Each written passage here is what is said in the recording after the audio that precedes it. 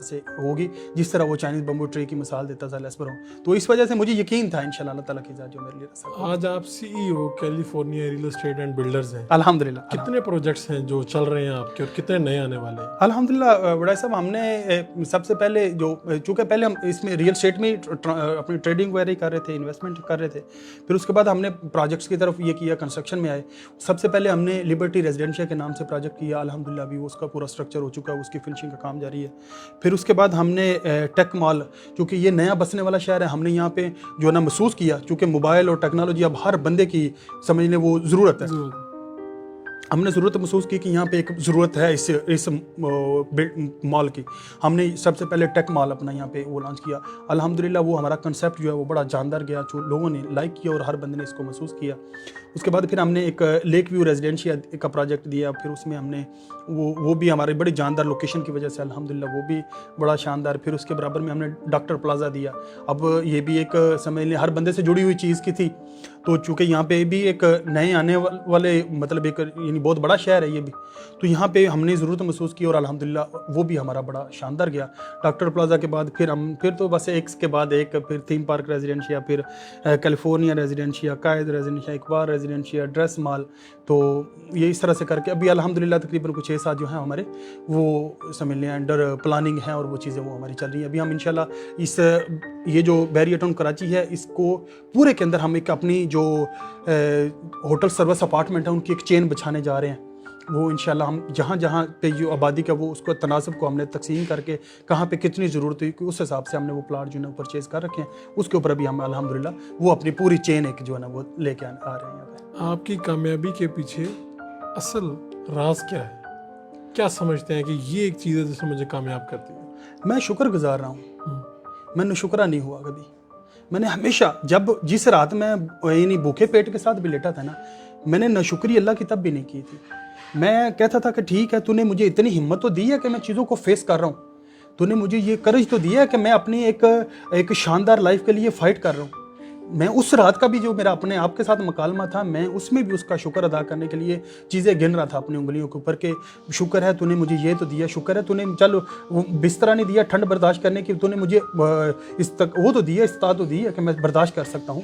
تو میں یہ چیزیں اپنی انگلیوں پہ گن رہا تھا. میں سمجھتا ہوں کہ جو میرا ایک وہ ہر حال میں جو شکر گزاری والا جو ہے نا، میں اس کو سمجھتا ہوں کہ اللہ تعالیٰ کی ذات نے میرے لیے وہ آسانیاں پیدا کی. ان 6-7 سالوں میں کسی دن جس دن بہت کمائی کی وہ ایک دن، اس کی کیا ہوگا والیوم ایک دن کی کمائی؟ جس دن آپ نے کہا ہوگا یار یہ چھکا لگا آج. بڑا صاحب یہ اس طرح سے اس کا ڈیجٹ دینا مشکل ہے، لیکن ایک ایسی بڑی اماؤنٹ الحمدللہ جو ایک لوگ شاید یا کسی ٹائم میں جو میرا کبھی خواب تھا کہ جو کوئی اتنا کما لے تو پتہ نہیں اس کو اس کے بعد کام کرنے کی ضرورت نہیں پڑتی. لاکھوں میں نہیں، کروڑوں میں ایک دن کی.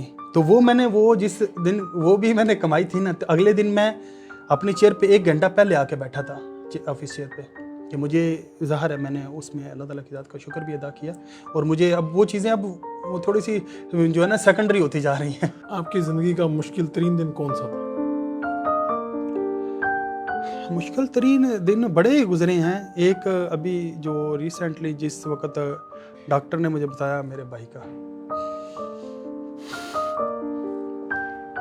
ایسا وہ میرے لیے بڑا ٹف تھا. بھی تقریباً 1.5 ماہ ہوا میرے بھائی کی ڈیتھ ہوئی ہے. تو اس کا مجھے اس نے بتایا کہ ان کے نا وہ کینسر بن چکا ہوا. تو میں نے اس سے سارے آپشنز پوچھے کہ کیا کیا کیا جا سکتا ہے. تو انہوں نے مجھے کہا کوئی آپشن نہیں. تو وہ جو لمحے تھے یا وہ جو نا سمجھ لیں اس میں مجھے یہ جتنی بھی اچیومنٹ نا سب زیرو لگنے لگی تھی کہ میں نے مطلب کچھ بھی نہیں کیا، کیونکہ میں سارا کچھ ہونے کے باوجود اس کے لیے کچھ نہیں کر پایا. مجھے ایسے محسوس ہوتا. اور زندگی کا خوبصورت ترین لمحہ کون سا تھا؟ خوبصورت ترین لمحہ جب میں نے تھوڑے وہ اماں ابا کو اپنے کو نا حج پہ بھیجا تھا. تو وہ اس وقت ابھی میرا بالکل سٹارٹ کے منتھ تھے جب میں نے ابھی، تو الحمدللہ میں نے اتنا کر لیا تھا کہ ان کا. تو وہ جو تھا نا وہ مجھے بڑا ایک ایسے میں نے اس دن جس نے نا اچیومنٹ کی فیلنگز وہ میں نے لی تھی کہ مجھے فیل ہوا تھا کہ ہاں یار میں نے कुछ किया कुछ कर लिया अभी, कुछ चीज़ें जो है ना वो मुतमइन करने की तरफ, मुझे मेरे इनर को जो मुतमइन करने की वाली जो वो समझ ले मुझे मिलनी शुरू हो गई थी चीज़ें। बहुत से लोग हैं जो अपनी किस्मत बदलना चाहते हैं, जेब में चंद रुपए हैं, चंद हज़ार रुपए हैं, और आप ही की तरह सोचते हैं वसाइल नहीं है, कोई वाकिफ नहीं है, वो क्या करें? एक तो बड़ा साहब अभी हम जो है ना हमारा एक इंस्टीट्यूट हम ओपन करने जा रहे हैं, जो तो रियल स्टेट में आके अपना वो करना चाह रहे हैं, उनके लिए भी हम एक इंस्टीट्यूट ओपन करने जा रहे हैं, SMQ realtors training and development institute of Pakistan. ये एक वेलफेयर बेस्ड इंस्टीट्यूट है, जो चूँकि ये स्कूल जो हेड कर रहे हैं वो हम ये बैरी टाउन के जो कंट्री हेड हैं शाहिद महमूद कुरैशी साहब, मेरे मोहसन हैं, वो इसको हेड कर रहे हैं। ये एक ऐसा प्लेटफॉर्म है जिसके ऊपर हम एक अपॉर्चुनिटी प्रोवाइड कर रहे हैं कि कोई भी बंदा जो रियल स्टेट के अंदर आके अपना करियर बनाना चाहता है, जो उससे इसके थ्रू अपने ख्वाब पूरा करना चाहता है, तो उसके लिए ये एक हम प्लेटफॉर्म मुहैया करने जा रहे हैं। आपने अपने वालिद साहब को जाके बताया कि मैंने इंजीनियरिंग नहीं करनी, मैंने बिजनेसमैन बनना है और मैंने पैसे कमाने हैं, तो उन्होंने क्या कहा?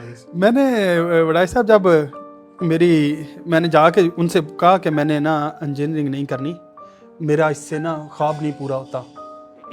गर्मियों के दिन थे, हम बाहर बैठे हुए थे बाप बेटा, तो वालिद साहब चावल खा रहे थे, तो चारपाइयाँ जिस तरह गांव के वो बड़े सेनों में होती हैं वो थी, तो ना वो कहते हैं क्यों नहीं करनी, थोड़ा गुस्से के साथ ना।